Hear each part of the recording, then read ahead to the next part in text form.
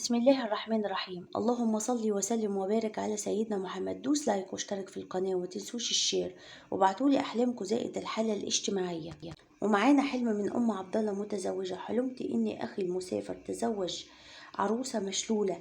تفسير الحلم: يدل المنام على أن أخوك في كرب وضيق شديد ونكد، وأسأل الله العظيم رب العرش العظيم أن يفرج كربه، والله أعلم. ومعانا حلم من سعاد: رأيت نفسي أنا وأختي واقفين في مكان مرتفع، وكان في الأسفل مجموعة من الرجال لابسين ثياب لونها أبيض، فأشرت أنا على الشخص الذي أريده في الواقع، وكان هو بين الرجال، وقلت: هذا زوجي إن شاء الله.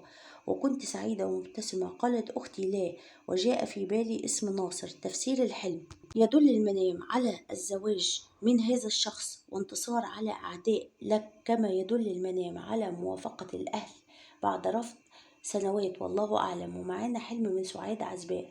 حلمت في المنام أن واحد زميلي يرفع صوته علي، وكانت الأصوات عالية، وكان يريد أن يقاتلني، ورفع يده علي، فجعلت أصفعه وجهه مرات كثيرة، إلا حد أنه خرج من الغرفة، علما إن بيننا خلاف. تفسير الحلم: هذا ليس منام، هذا حديث نفس، لا أكثر ولا أقل، لكثرة التفكير. معانا حلم من وردة عزباء. حلمت إن شخص أحبه دخل غرفتي وأنا كنت نايمة، وجلس على كرسي ينظر لي ومنتظر إني أستغرق في النوم، وكأنه يريد أن ينام جنبي. تفسير الحلم: يدل المنام على الزواج القريب جدا وراحة بال وزوال هم، والله أعلم.